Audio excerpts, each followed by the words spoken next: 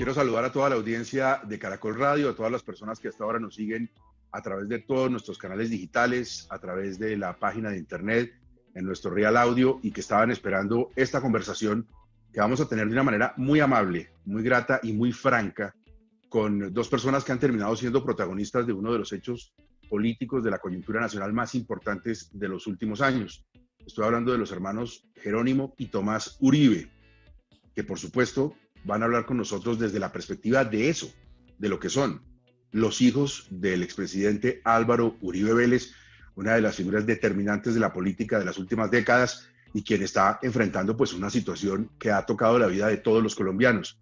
Y hablaremos con ellos, me parece importante hacer esa claridad para la gente que hasta ahora está siguiéndonos en su calidad de hijos de Álvaro Uribe, no en su calidad de parte de una serie de procesos que su padre puede adelantar y que de hecho han llamado la atención de todos los colombianos. Quiero agradecer entonces a Jerónimo, muchas gracias por estar con nosotros y con la audiencia de Caracol Radio. Gustavo, muchas gracias por este espacio. Tomás, muchísimas gracias y bienvenido a este espacio de diálogo y de conversación en Caracol Radio, uno a uno, con ustedes dos. Gracias, Gustavo. Muy complacido de estar aquí con usted. Bueno, lo primero que quiero preguntarles es que su papá está esperando una definición judicial muy importante y tiene que ver con que la misma Corte Suprema de Justicia defina si en el proceso que se adelanta actualmente conserva la competencia o esa competencia va a la órbita de la justicia ordinaria y gira alrededor de la Fiscalía. Jerónimo, ¿qué cree que va a pasar en esa definición de la Corte? ¿Qué cree que va a pasar jurídicamente con ese asunto en el caso de su papá?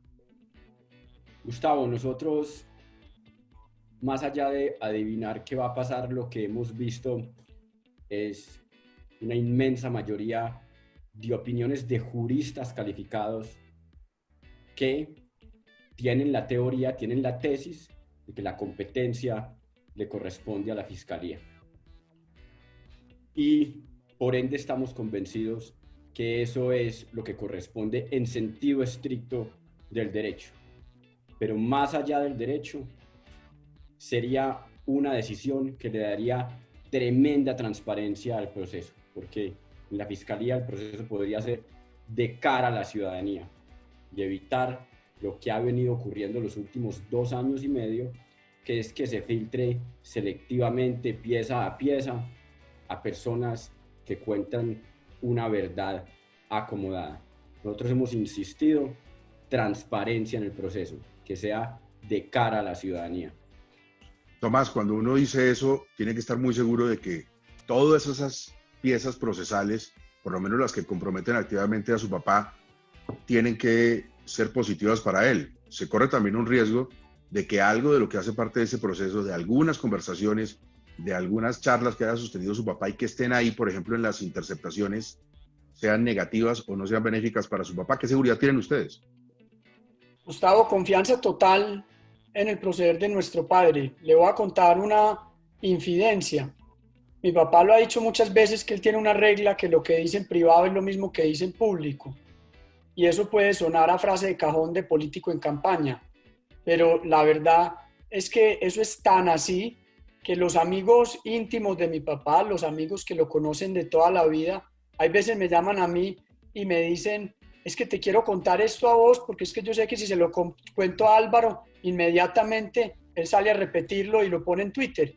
Entonces, cuando una persona vive bajo ese precepto de transparencia radical, transparencia absoluta, y que está acostumbrada a que en todo momento lo que dice en un lado es lo que dice en otro, eso es una garantía de integridad.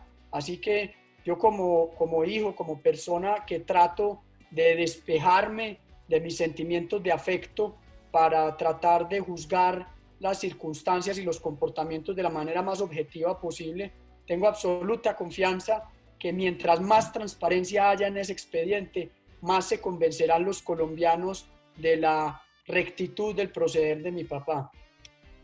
Jerónimo, en todos estos momentos que se han vivido, cuando vino uno de los más duros, que fue cuando se ordenó la privación de la libertad de su papá, pues de parte de la familia hubo un sentimiento de hablar de esa privación de libertad como secuestro. Era pues en realidad la determinación de una autoridad competente. ¿Por qué hablaron de secuestro, Jerónimo? Gustavo, póngale el nombre que quiera. Es una decisión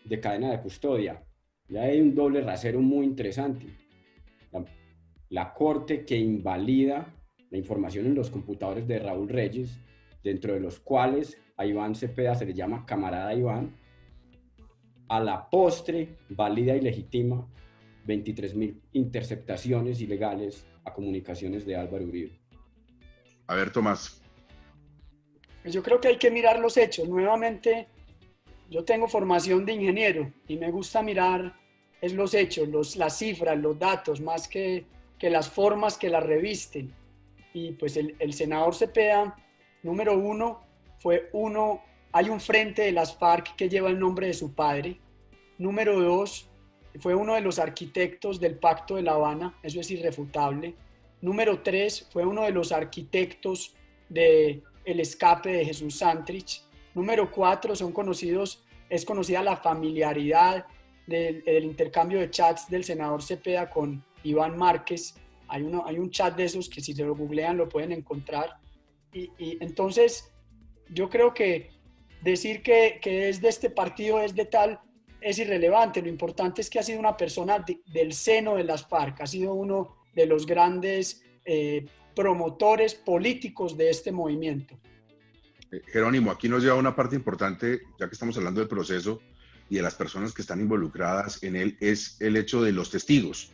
¿Cómo califican, Jerónimo, ustedes los testigos claves sobre los cuales se fundamenta precisamente las actuaciones que se adelantan contra su padre ahora? El testigo estrella es Juan Guillermo Monsalve.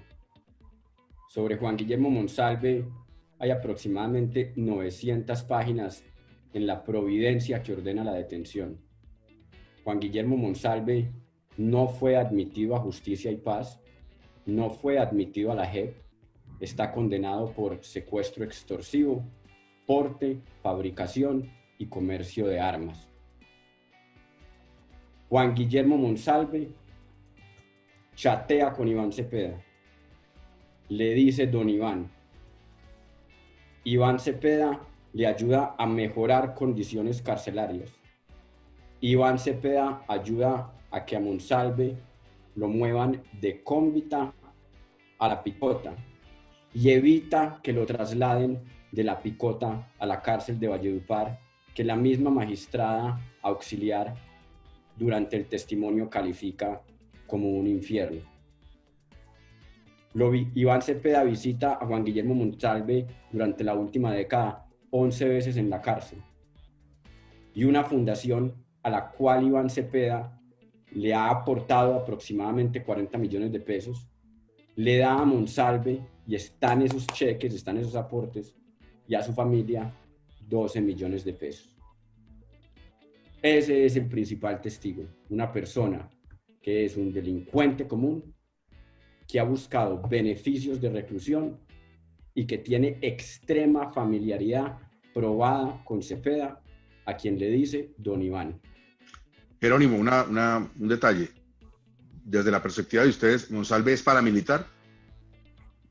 Yo no conozco mucho la historia criminal de Juan Guillermo Monsalve. Sabemos que no fue aceptado en la JEP, sabemos que no fue aceptado en Justicia y Paz, y sabemos que está condenado por secuestro extorsivo, que está condenado por fabricación, porte y comercio ilegal de armas.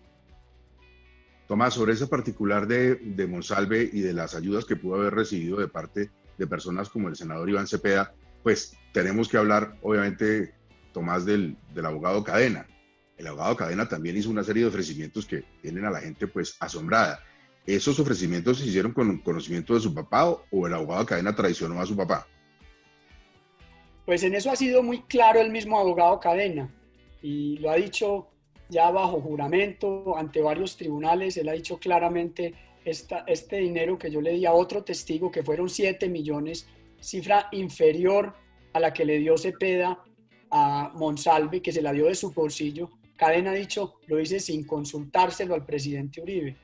Y hay testigos, varios testigos que estuvieron presentes en el momento en que, un año después de haberle hecho unos giros a uno de los testigos, Cadena le cuenta a mi papá sobre esos pagos, y la respuesta de mi papá fue muy clara. si usted me lo hubiera consultado, yo le hubiera dicho que no lo haga. Así que eso fue algo que hizo Cadena autónomamente, pero es importante ver a quién le dio Cadena esos 7 millones de pesos. Se los dio a un testigo que se llama Carlos Vélez, que 6 meses antes de conocer a Cadena, o sea, cuando Cadena no existía en el mundo de este proceso de Álvaro Uribe, el testigo Carlos Vélez, bajo la gravedad de juramento, le alcanzó a decir al magistrado Barceló, mismo que investigó, le abrió la investigación a Uribe, mismo que interceptó ilegalmente a Uribe, este testigo Vélez le dijo que Iván Cepeda lo había buscado para embalar a los Uribe.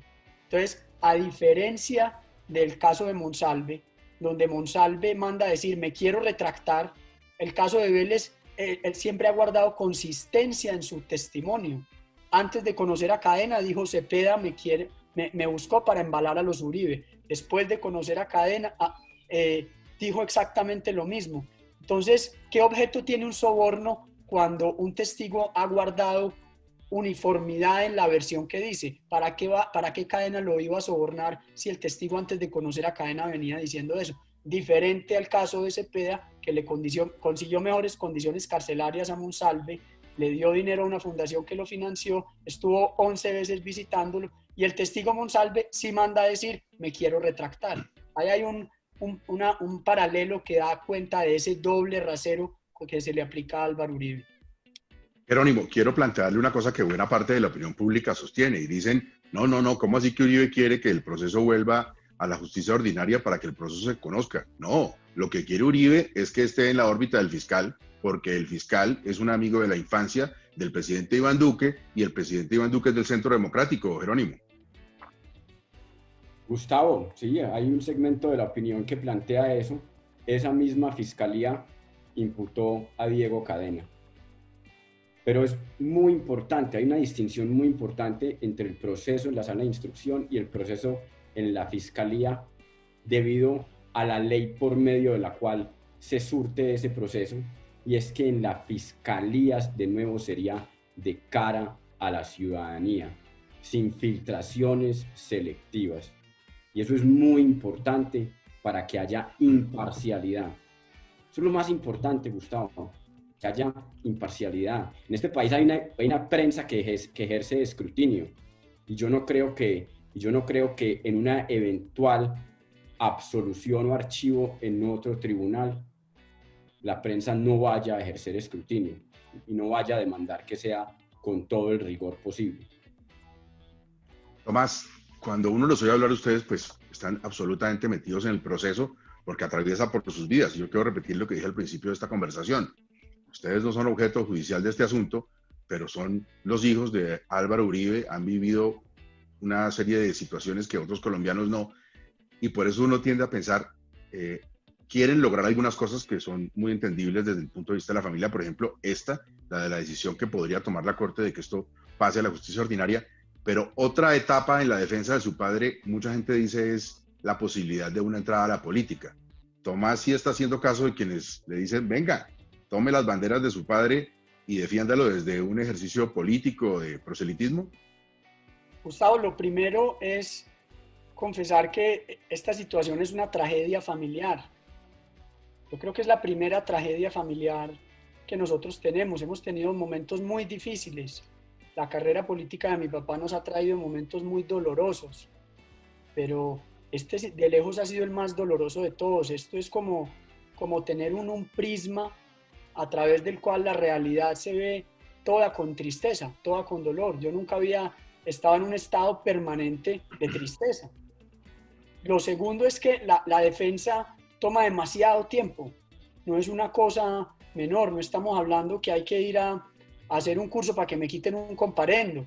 Estamos hablando de que hay una cantidad de personas, de intereses políticos, especialmente de las FARC, del senador Cepeda, de estas personas que él ha logrado comprometer en la justicia, que quieren a toda costa acabar con Álvaro Uribe. Entonces es una defensa compleja que toma mucho tiempo. Lo tercero es que realmente nosotros somos emprendedores. La gente siempre nos ha catalogado de delfines, pero La verdad es que mi familia es más de empresarios que de políticos. El único político que hay en mi familia es mi papá. Mi abuelo Darío Moreno fue empresario, mi tío Carlos Enrique Moreno es empresario. Jerónimo y yo llevamos 20 años haciendo empresa, es nuestra vocación. Entonces, para resumir la pregunta, no, ninguno de los dos está pensando en candidaturas, no es momento de candidaturas, es momento de apoyar a la familia, apoyar a mi papá, que se demuestre su transparencia y la única manera de lograr eso es que este proceso vaya a la Fiscalía, donde será un proceso que correrá por ley 906 y no ley 600, que la ley 600 que rige en la Corte es una ley que se da de espalda a la ciudadanía, que es una ley donde el proceso parece un proceso de realismo mágico, donde la ciudadanía se entera por filtraciones, no por lo que realmente ocurre. Entonces queremos enfatizar la importancia de esa transparencia para que sea la ciudadanía con objetividad, con cabeza fría, la que juzgue si Álvaro Uribe hizo algo incorrecto o si por el contrario le han hecho un montaje para cercenar su carrera política y dañar su nombre. Bueno, Jerónimo, me corrigen si me equivoco, pero a mí me quedó claro en un trino de Tomás que sí había hablado con Oscar Iván Zuluaga, que fue el gran candidato del Centro Democrático, gran candidato presidencial, y que sí había aceptado tomar parte en una especie de comité para dar ideas y todas estas cosas. Jerónimo, ¿a usted también lo llamó Oscar Iván? He hablado con él, no estoy en ese comité, no tengo tampoco ningún interés electoral. Gustavo, mi único interés y el de la familia es que este proceso sea transparente y defender la libertad y defender la honorabilidad de Álvaro Uribe. Bueno, Tomás, usted hablaba ahora de que eran emprendedores y venían de familia de emprendedores, y eso está muy bien y nadie puede manifestarse en contrario. Yo no tengo idea si han hecho dinero o no han hecho mucho dinero en su actividad comercial, eso también depende de ustedes, pero mucha gente, Tomás, dice, no, claro, lo que pasa es que se han beneficiado del Estado, han recibido una serie de prebendas que no reciben en particular, y los ingresos cuantiosos que han tenido, pues derivan de eso, de que hay un aprovechamiento de su situación como hijos de un expresidente y presidente en ese momento de la República. Estoy hablando, por ejemplo, del caso famoso de las zonas francas, que tendrá seguramente por estos días definición en el Consejo de Estado. ¿Qué decirle a la gente sobre eso, Tomás? Gustavo, esa es una caricatura que es muy taquillera, la de decir este es un par de muchachos que entraron al gobierno vaciados como estudiantes y salieron multimillonarios porque el papá lo favoreció. Eso es una historia muy fácil de vender, pero que carece de sustento. Como le decía, provenimos de una familia de empresarios que nos han enseñado desde muy pequeños a trabajar, el valor del trabajo disciplinado, austero, y para este caso particular de las zonas francas hay que romper los mitos. La verdad es que antes del gobierno de Álvaro Uribe las zonas francas las daban a dedo. Era el que me cayó bien, le di una zona franca. Lo que hizo el gobierno de Álvaro Uribe fue abrirlas a la libre competencia, a que cualquier ciudadano que cumpliera con unos requisitos, el Estado estaba en la obligación de aprobarle la zona franca. Y eso no es cuento mío, eso está sustentado con la verdad. Antes del gobierno de Álvaro Uribe había 11 zonas francas, gracias al cambio de régimen son 110, 111. O sea, hubo una proliferación de zonas francas porque se abrió a la libre competencia. Entonces, nosotros en este proyecto de Zona Franca Occidente, nuestro rol se limitó a ser partícipes en un terreno que compramos que era de uso industrial, que llevaba con el uso industrial hace 20 años, en una actividad que hace parte de la actividad que lleva haciendo mi familia por 50 años, que es la actividad inmobiliaria, y le entregamos ese terreno a Zona Franca de Bogotá para que desarrollara ahí una expansión. Entonces salieron con 1000 mitos, que es que nos favoreció, que los funcionarios del gobierno, pero vuelvo y le digo, eso no se compagina con la realidad, ni de nosotros como empresarios, ni del cambio de régimen de zonas francas, donde se abrió la libre competencia en el gobierno de Álvaro Uribe. Jerónimo, esto no es un escenario judicial, como hemos dicho, pero mucha gente comenta que el entonces alcalde de Mosquera era un tipo turbio, que tuvo participación en favorecimientos que a él también le dejaron y le reportaron algún tipo de ganancia. ¿Cómo encaja ese exalcalde de Mosquera y su hija, que hoy hace parte del Centro Democrático, en todo este asunto de las zonas francas, Jerónimo? Antes del tema de las zonas francas, una precisión, Gustavo. Sí. no tenemos concesiones estatales, no tenemos involucramiento con empresas del Estado, no hacemos contratación pública. Nosotros hemos estado confinados a la órbita privada y la zona franca era un negocio 100% entre privados, de libre competencia, no era a dedo. Al alcalde de Mosquera lo han acusado de mitos, de haber cambiado el uso del suelo de los terrenos. Ya hay 2 providencias en firme de la rama judicial que constatan que el uso industrial de los terrenos venía desde el año 2000. No hubo ningún cambio al uso del suelo. En el año 2000, Álvaro Uribe Vélez no figuraba en la encuesta presidencial. El señor Álvaro Rosso no era alcalde de Mosquera y fue el Consejo Municipal de Mosquera el que le dio a esos terrenos uso industrial. Entonces han querido tejer este mito, no, que eso era por allá unos potreros de vacas y eso los Uribes irregularmente lo voltearon y lo convirtieron en industrial. Usted se mete a Google Maps y ve el histórico, primero ve dónde está la zona franca y ve el histórico de fotos aéreas de eso y se da cuenta que eso lleva teniendo vocación industrial hace varias décadas. A nosotros simplemente lo que nos dieron fue una licencia para desarrollar ahí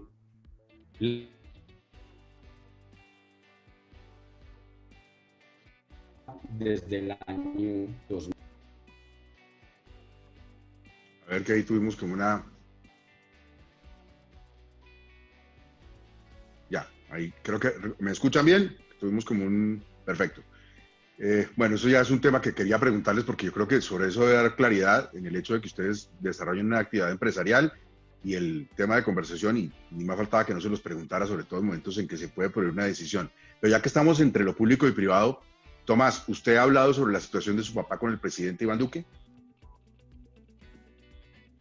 Claro, le he contado. Yo como hijo tengo el deber de ser un portavoz de la tragedia que estamos viviendo, y no solamente con el presidente Duque, a toda persona que en algún momento ha sentido afecto o ha expresado afecto por mi papá, le he contado lo difícil que es esta situación y las irregularidades del proceso, la falta de transparencia que hay en este proceso, a todo el mundo, porque realmente es muy grave el precedente que se está sentando aquí de aplicar la justicia con un rasero, porque se trata de una persona con una ideología, cuando hay claramente unos ejemplos que cuando se trata de personas con otra ideología se aplica otro rasero.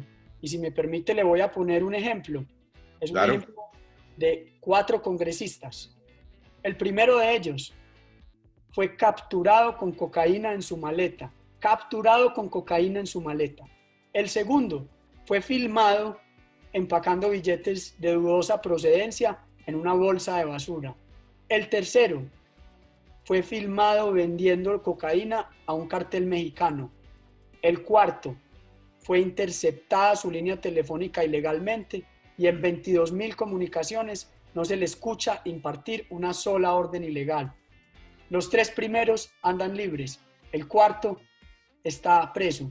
Los 3 primeros tienen una ideología claramente socialista, han sido bastante simpatizantes de las teorías guerrilleras. El cuarto es la persona que combatió por igual a guerrilleros, paramilitares y narcotraficantes. Entonces es un mensaje absolutamente destructivo para nuestra sociedad, que cuando uno tiene una ideología se le persigue de una forma, cuando tiene otra ideología se le persigue de otra forma.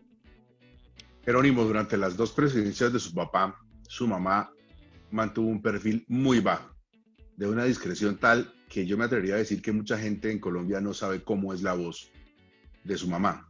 ¿Cómo está ella con esto?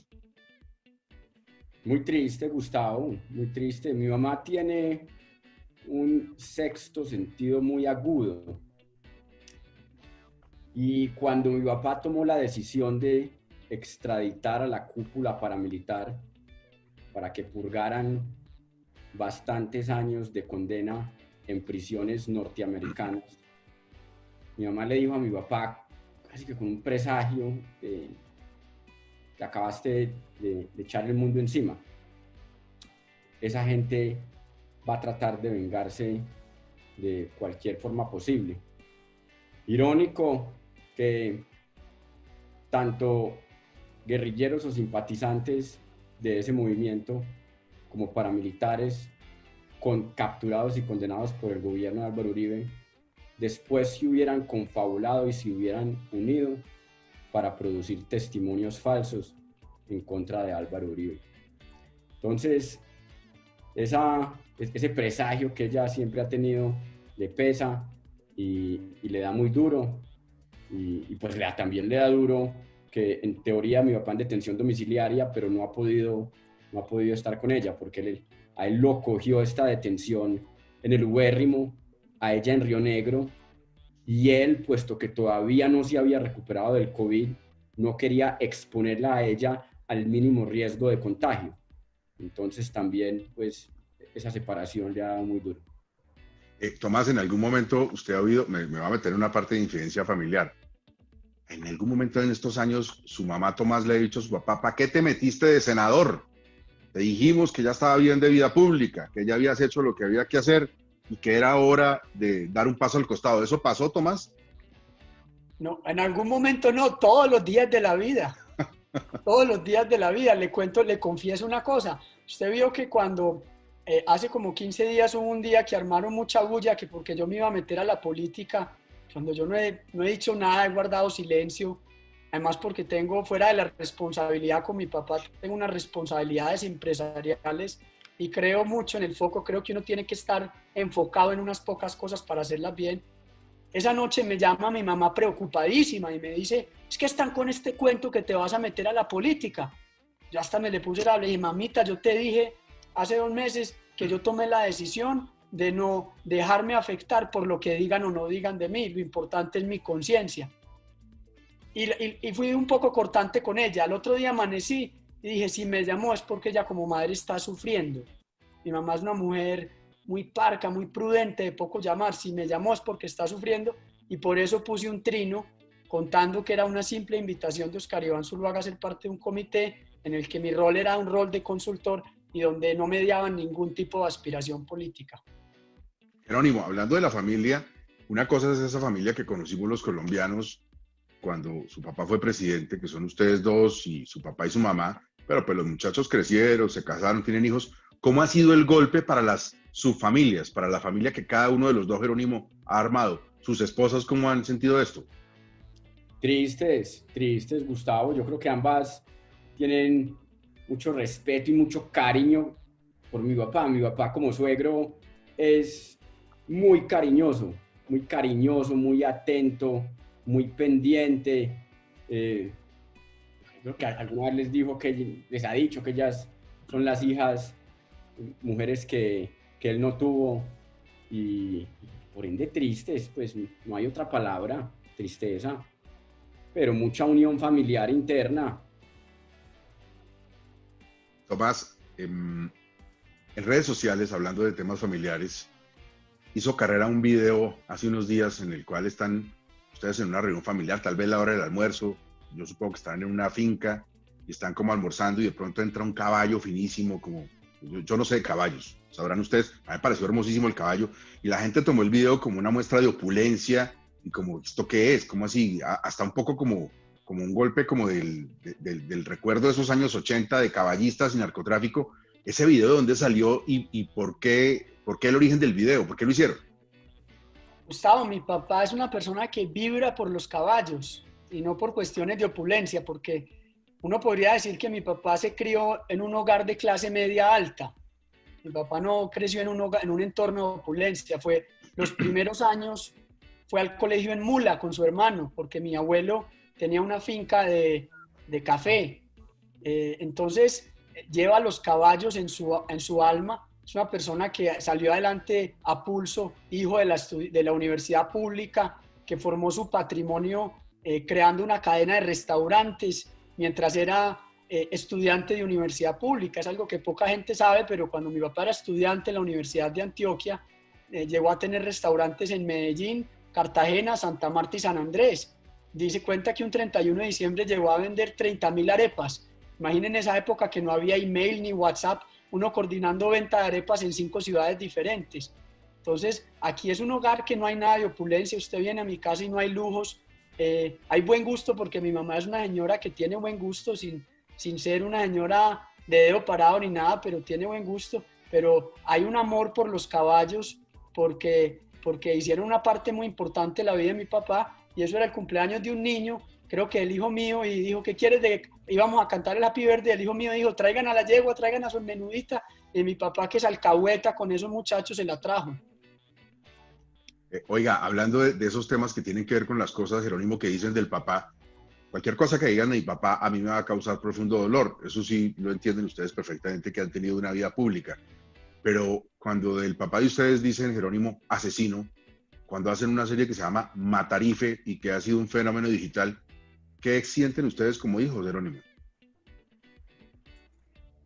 Tristeza, Gustavo. Pues mi papá es una persona que ha sufrido en carne propia la violencia de este país.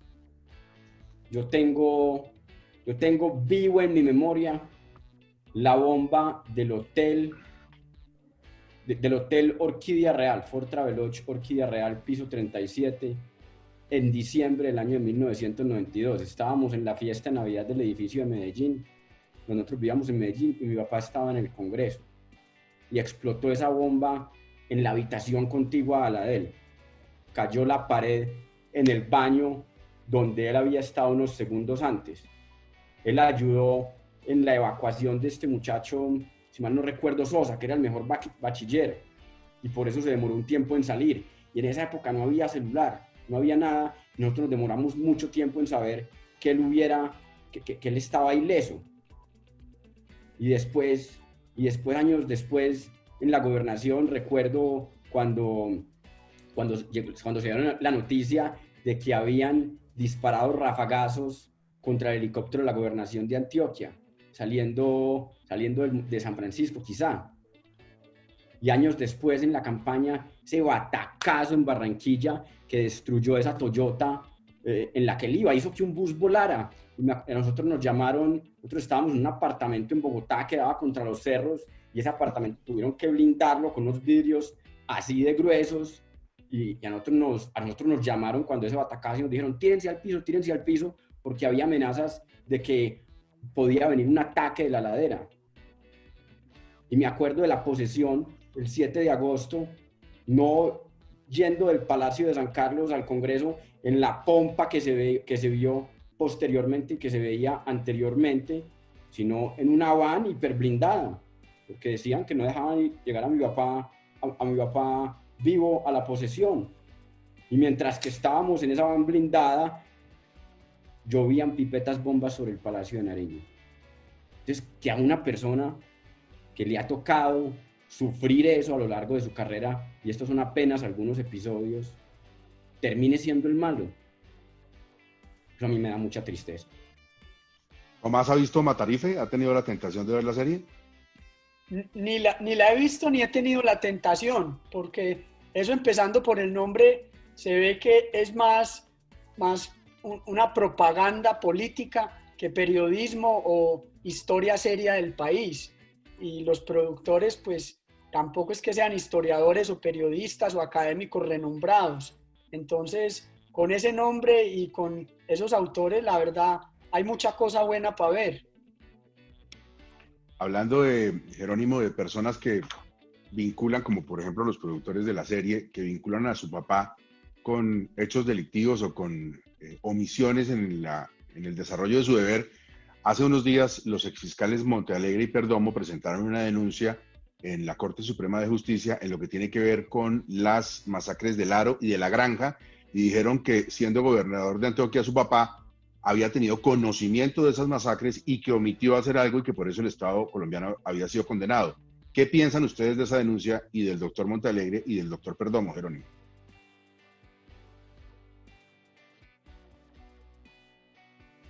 Es un poco contradictoria la historia del doctor Montealegre. Cuando era viceprocurador, supimos esta semana por un editorial en Caracol, vimos la semana pasada por un editorial en Caracol, validó la tesis de las Convivir. Mi papá no fue el creador de las Convivir, mi papá como gobernador las impulsó, pero estas se crearon en el gobierno de César Gaviria y se autorizaron finalmente en el gobierno de Ernesto Samper, conceptuando a favor de ellas el entonces viceprocurador Montealegre. Y posteriormente, como magistrado de la Corte Constitucional, fue de los 4 magistrados que estaban a favor de la conmoción interior que Álvaro Uribe decretó cuando llegó a la presidencia.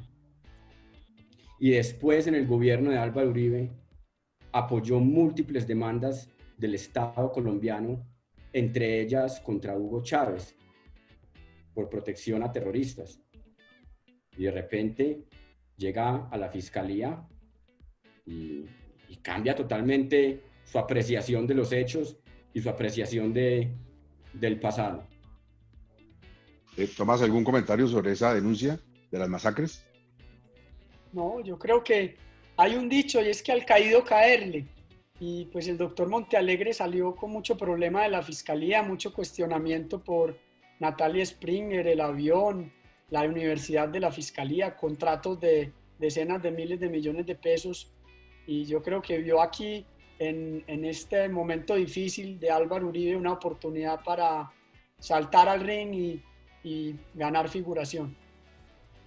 Quiero preguntarle a Jerónimo, ya se nos va acabando el tiempo, nos hemos hasta pasado un poquito, pero me parece importante y que lo haga con total libertad como ha sido el espíritu de esta charla. Jerónimo, ¿cómo ve el papel de los medios en todo lo que le ha pasado a su papá, de los medios de comunicación en general? Pues, Gustavo, ¿no? Los medios de comunicación son fundamentales. Es un proceso extenso, complejo, difícil de discernir. Esperamos que lo hagan con mucha imparcialidad, pero es un rol fundamental el que juegan para que la ciudadanía pueda conocer estos hechos sin filtros selectivos. Y Tomás, a ustedes los periodistas, los opinadores, los columnistas, que a veces revelan cosas sobre su papá, opinan, ¿qué tanto le vuelan el bloque, Tomás? Gustavo, yo tengo, la verdad, he aprendido, ¿no? Lo confieso, no ha sido desde el momento cero, he aprendido a tener un gran respeto por los comunicadores en Colombia. Eso a mí no me gusta generalizar, bien se lo decía de los jueces, a mí no me gusta decir la justicia es corrupta, el Congreso es corrupto, hay jueces corruptos, hay congresistas corruptos, igual pasa en todas las profesiones, yo soy ingeniero, hay malos ingenieros, no, los ingenieros somos corruptos, no, en el periodismo hay periodistas corruptos, periodistas fanáticos, pero la inmensa mayoría de periodistas colombianos lo hacen en unas condiciones muy difíciles, luchando contra amenazas de seguridad, con sueldos bajitos, con dificultades para transportarse a los sitios del país. Entonces, he aprendido a admirar bastante esa profesión por las dificultades que implica y mi único pedido es que haya objetividad y transparencia, que por un momento todos los comunicadores se despojen de sus simpatías, se olviden que es Álvaro Uribe y piensen que esa persona que hoy en día está en este difícil momento bien puede llamarse Gustavo Petro o Sergio Fajardo o Pepe Piraquive y que juzguen los hechos independiente de la persona y no se casen con versiones según sus afinidades políticas. Jerónimo, todo lo que hemos conversado y nadie ha mencionado al expresidente Juan Manuel Santos. ¿Qué piensan ustedes del expresidente y si ha tenido algún rol en todo lo que sucede hoy con su papá? Yo no quisiera especular sobre el rol de Juan Manuel Santos, si lo ha tenido o no lo ha tenido. Para mí es muy claro, y voy a ser repetitivo, el rol de Iván Cepeda. Iván Cepeda pasó buena parte de su niñez en la Checoslovaquia comunista, en la Cuba comunista. Hizo su carrera profesional en la Bulgaria comunista y como buen conocedor del estalinismo, sabe que los ataques deben dirigirse a la cabeza, en este caso a la cabeza de un movimiento político que él aborrece y que quiere ver destruido. y esa ha sido su obsesión. Si está Juan Manuel Santos detrás, si no está detrás, no voy a especular. ¿Tomás algo sobre Santos?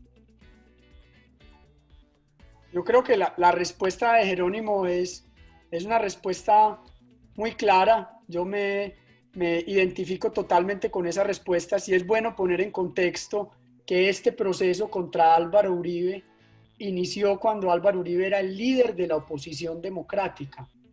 No era el líder del partido de gobierno como lo fue hasta hace poco, era el líder de la oposición democrática. La oposición democrática durante un gobierno que persiguió a la oposición democrática, que no rebajó calificativos que iban desde rufián de esquina, ave de mal agüero, un gobierno que además fomentó un clima de animadversión jurídica en contra de esa oposición democrática, un gobierno en el seno del cual se dio el desafortunado cartel de la toga. Entonces, este proceso contra Uribe nace en ese clima que gestó ese gobierno. Decir que hoy Juan Manuel Santos está detrás o no es adivinar, pero sí es importante referirnos a ese origen. Quiero llegar ya al final con dos preguntas que tienen que ver con cosas que sucedieron en Caracol Radio, que es el escenario de esta conversación hoy con ustedes. La primera, Jerónimo, es que cuando tuvimos la emisión de 6 AM del día después de que se hiciera el anuncio de la detención preventiva, consultamos a muchas voces. Y recuerdo que llegando al final del programa en 6 AM hablamos con Juan Carlos Flores y le preguntamos si existía, según él, la posibilidad de que hubiera un uribismo sin Uribe. ¿Usted qué cree? Las ideas tienen que trascender a las personas. Más allá de victorias electorales de corto plazo, las ideas y los propósitos tienen que trascender a las personas, Gustavo. He pensado en los días recientes mucho en Viktor Frankl. Viktor Frankl era un psiquiatra austríaco preso en los campos de concentración. Y él narra que sobrevivió los campos de concentración en condiciones fisiológicas inferiores a muchos de sus compañeros que sucumbieron, y que la razón por la cual pudo sobrevivir fue porque encontró un propósito. Y yo creo que esta circunstancia, y Viktor Frankl decía, no es necesario sufrir y tener obstáculos o dificultades para encontrar un propósito, pero cuando estos se presentan, sí hay que extraer un propósito de los mismos. Y nosotros sí estamos extrayendo un propósito muy claro: la libertad y el honor de Álvaro Uribe Vélez y la defensa de la libertad y de la democracia, y eso tiene que trascender a la persona de Álvaro Uribe. Tomás, y eso precisamente se une con la pregunta coincidencialmente que le quería hacer a usted al final de un escenario de Caracol Radio. Y es que, Tomás, usted hace unos días nos grabó una columna de opinión para una sección por la que han pasado en el último año, desde que la inventamos, han pasado docenas de colombianos opinando sobre muchos temas. Usted opinó sobre la situación de su papá y recuerdo que usó una frase, una palabra muy colombiana: pellízquense para las elecciones que vienen presidenciales. El asunto de lo que le pasa a su papá, ¿dónde se cruza con el futuro, no de su papá y de su familia, sino desde lo que ustedes sienten que puede pasar con el país? Gustavo, hay una tendencia, hay un neosocialismo que está ganando poder en diferentes países del mundo. Volvió a Argentina, a pesar que el socialismo del siglo XXI quebró a Argentina, este neosocialismo volvió a Argentina. Ganó en España y lleva a ese país sumido varios años en un desastre. Está obviamente instalado en Venezuela, en Nicaragua, y es un neosocialismo que se disfraza de ideas que son muy seductoras, ideas que yo comparto, por ejemplo, las ideas de cuidar el medio ambiente, de respeto a los animales, de tolerancia. Esas son ideas muy nobles de la humanidad, pero detrás de estas ideas que todos respetamos viene un proyecto político que asfixia las libertades individuales, que asfixia la libre empresa. Es que no se necesita nacionalizar las empresas, quitarle la propiedad a la gente para ir a un socialismo. Con el hecho de subir los impuestos a un nivel tan alto que ya no hace sentido tener empresa, le están confiscando las rentas a las personas. Entonces ese proyecto neosocialista viene y Álvaro Uribe ha sido de alguna forma el que lleva una década advirtiendo los riesgos de ese proyecto. Hace 10 años nos dijo, mucho cuidado, que es que si siguen con este gasto público elevado, con este despilfarro, con este derroche, se va a caer la economía. Y tuvimos en los años 2017 a 2018, perdón, 2016 a 2017 una caída de la economía.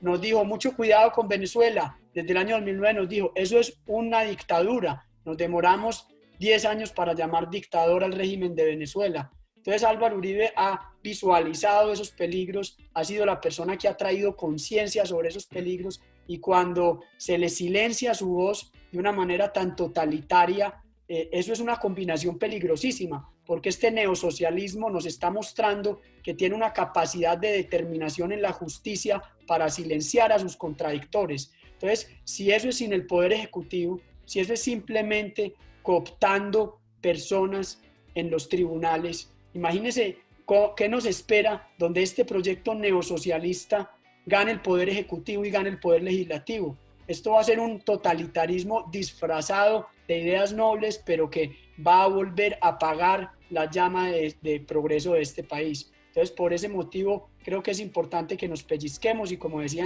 en la videocolumna, con el dolor que me da, como dijo, Álvaro Uribe es lo de menos. Álvaro Uribe tiene esta familia que lo adora, que confía en él. Álvaro Uribe duerme tranquilo todas las noches porque tiene la conciencia tranquila. No es una persona que está quedándose la noche sin dormir o con unos problemas psiquiátricos, ¿no? Pues está tranquilo, obviamente triste. Álvaro Uribe es lo de menos. Lo que preocupa aquí es que este neosocialismo que está silenciando a la oposición de una manera totalitaria siga haciendo carrera y gane en 2022. Señores, yo quiero agradecerles este tiempo que han dedicado para atender a Caracol Radio, a uno, este diálogo franco que tenemos cada tanto con personajes que son protagonistas de la vida nacional. Muchísimas gracias por la franqueza, por la sinceridad, por hablarle de frente a los oyentes de Caracol Radio y a los colombianos que los escuchan. De mi parte, únicamente quiero, como cualquier colombiano, más allá de alguna sintonía o alguna malquerencia, que haya una justicia justa y que cuando termine lo que está pasando con su padre, la decisión se ampare precisamente en esos hechos incontrovertibles de justicia, que es la que cualquier colombiano merece. Tomás, muchísimas gracias, muy amable. Gracias, Gustavo, por este espacio, y ojalá permita que haya transparencia, que es lo que pedimos, transparencia. Jerónimo, muchísimas gracias, muy amable. Muchas gracias, Gustavo.